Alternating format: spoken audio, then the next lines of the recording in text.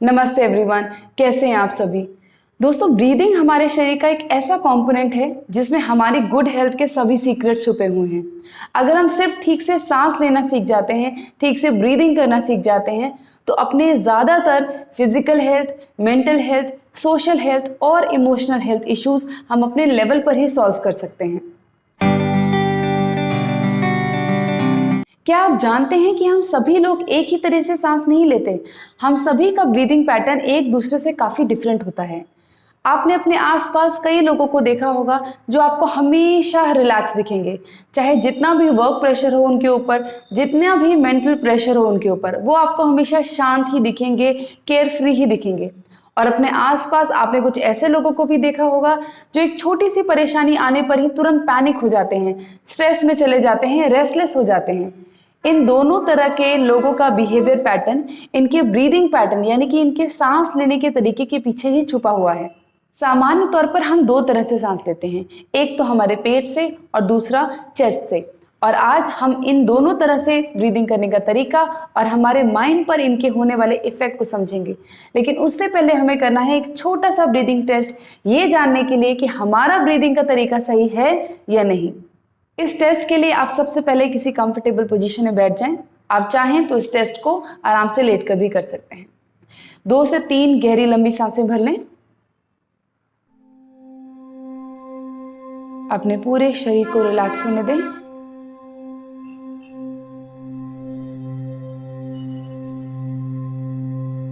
और अब आप धीरे से अपनी आंखों को बंद कर लें। अपने राइट हैंड को अपने पेट पे रख दें, अपने लेफ्ट हैंड को अपनी चेस्ट पर रख दें। और अब आप अपनी ब्रीदिंग को नॉर्मल हो जाने दें।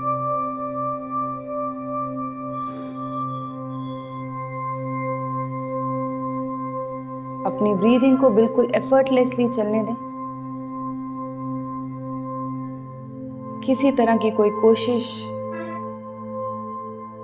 कोई एफर्ट नहीं लेना है। आपका जो भी नेचुरल ब्रीदिंग तरीका है, बस उसी से आप ब्रीथ करते रहें।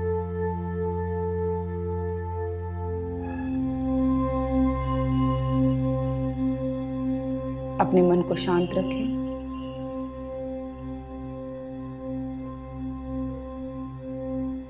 अपनी सांसों को ठहरा हुआ रखें।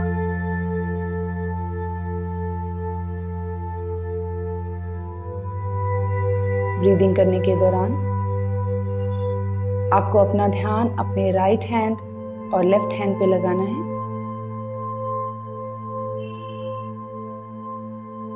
आपको ऑब्जर्व करना है कि आपका राइट हैंड ज्यादा मूव हो रहा है या फिर लेफ्ट हैंड।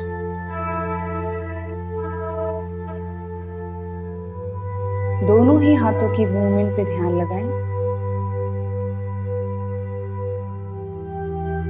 उन्हें अच्छे से ऑब्जर्व करें।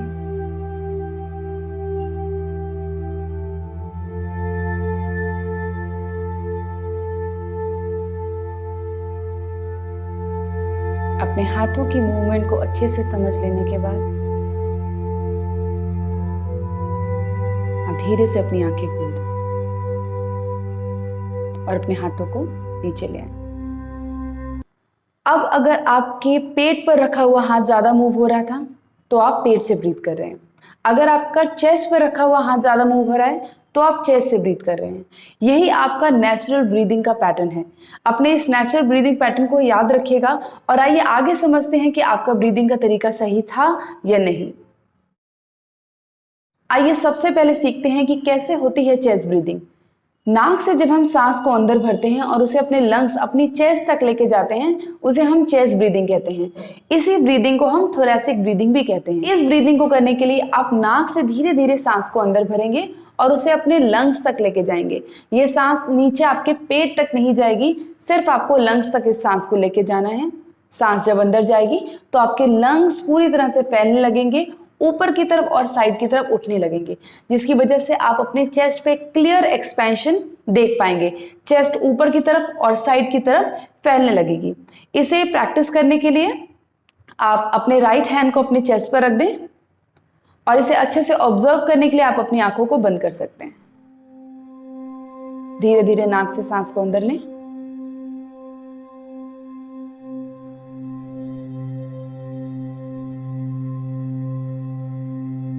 जितनी आपकी कैपेसिटी हो उतने लंग्स आप भर लें और फिर धीरे धीरे सांस बाहर छोड़ दें।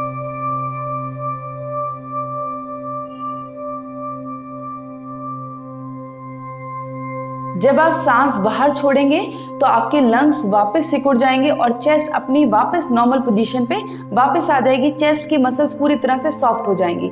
तो इनहेल करते हुए चेस्ट एक्सपैंड होगी, वहाँ की मसल्स में एक स्ट्रेच आएगा, और एक्सहेल करते हुए वहाँ की मसल्स रिलैक्स हो जाएंगी और वहाँ की मसल्स बिल्कुल सॉफ्ट भी हो जाएंगी।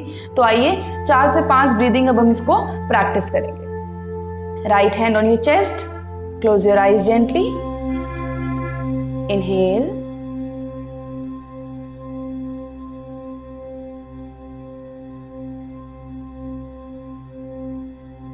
exhale.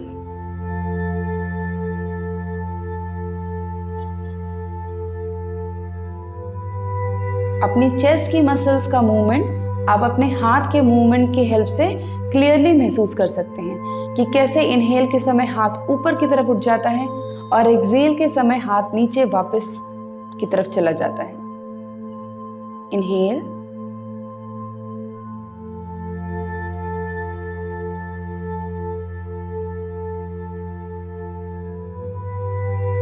एक्सहेल,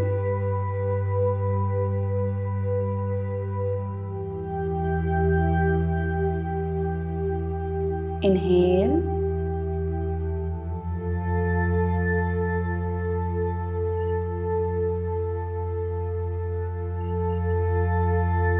एक्सहेल,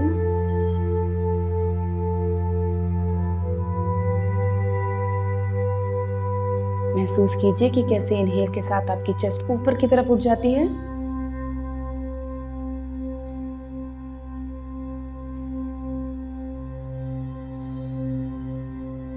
और एक्सहेल के साथ वापस नीचे चली जाती है।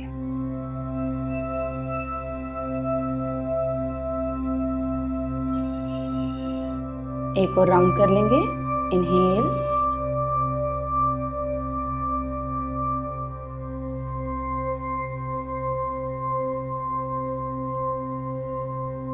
एक्सहेल,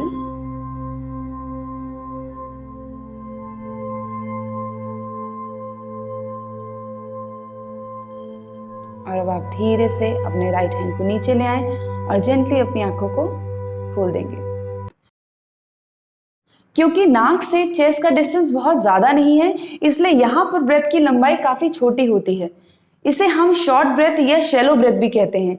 इस तरह की ब्रीदिंग हम तब करते हैं जब हम कोई फिजिकल एक्सरसाइज या फिजिकल एक्टिविटी करके उठते हैं।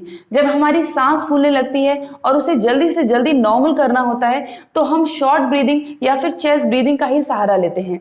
किसी भी तरह के पैनिक, टेंशन या एंजाइटी अटैक में भी हमारी ब्रेथ अपने आप शॉर्ट हो जाती है और हम अपने आप ही चेस्ट ब्रीदिंग करने लग जाते हैं। चेस्ट ब्रीदिंग वैसे तो काफ़ी हेल्पफुल है, लेकिन दिक्कत वहाँ शुरू होती है जब हम स्ट्रेसफुल सिचुएशन के निकल जाने के बाद भी इसी ब्रीदिंग पैटर्न को कंटिन्यू रखते हैं और धीरे धीरे यही हमारा नेचुरल ब्रीदिंग पैटर्न बन जाता है।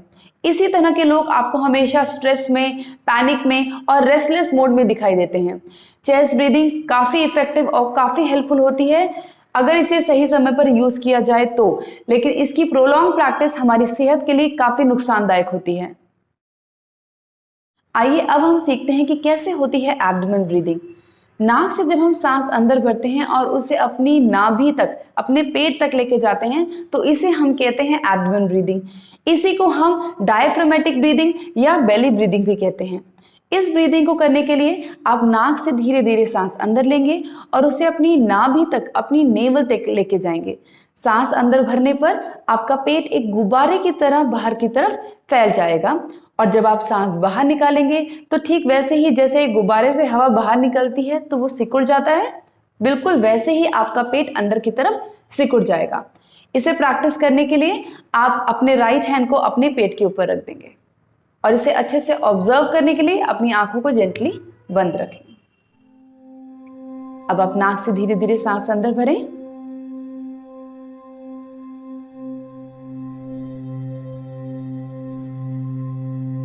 पेट को पूरी तरह से बाहर आने दें एक गुब्बारे की तरह और सांस बाहर छोड़ दें।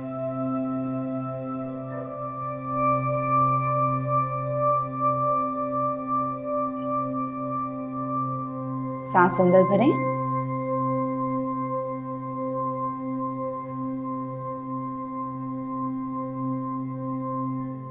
सांस बाहर छोड़ दें।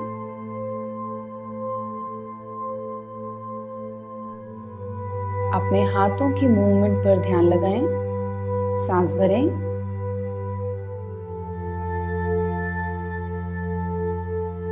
किस तरह पूरी सांस भरने पर हाथ ऊपर की तरफ उठ जाता है और सांस छोड़ने पर हाथ वापस नीचे की तरफ चला जाएगा। सांस छोड़ दें,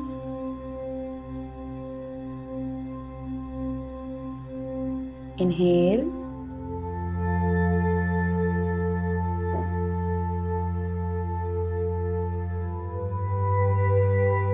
एक्सेल,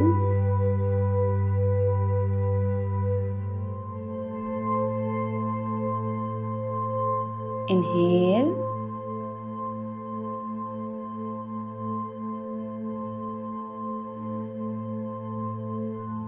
एक्सेल,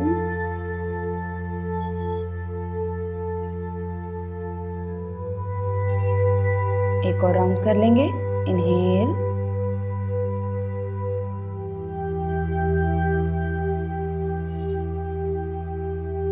एक्सेल।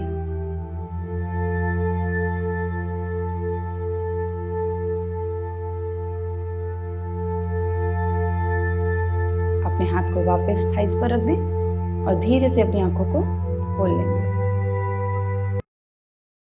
क्योंकि नाक से पेट का डिस्टेंस काफी ज्यादा होता है, इसलिए यहाँ पर ब्रेथ की लंबाई चेस्ट ब्रीदिंग के कंपैरिजन में काफी ज्यादा होती है।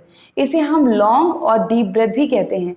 और सांस जितनी लंबी और गहरी होगी उतनी ही वो हमारे लिए रिलैक्सिंग होगी, उतना ही वो हमारी नसों को जाके शांत करेगी। इसीलिए एब्डोमेन ब्रीदिंग ही सबसे बेस्ट और नेचुरल तरीका है सांस लेने का।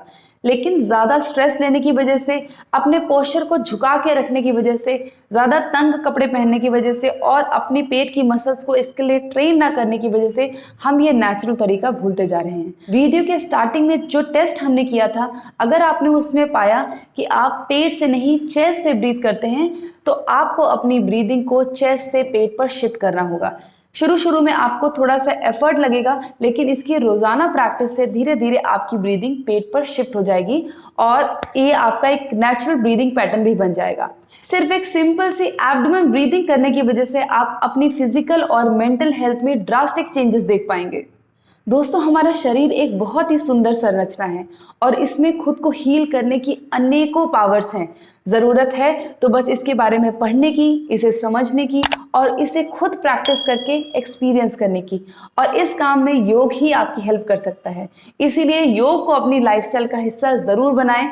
आज की वीडियो में बस इतना ही। मैं आपसे अगले हफ्ते फिर मिलूंगी एक नए योगा ट्यूटोरियल के साथ। तब तक के लिए योग करते रहिए। नमस्ते।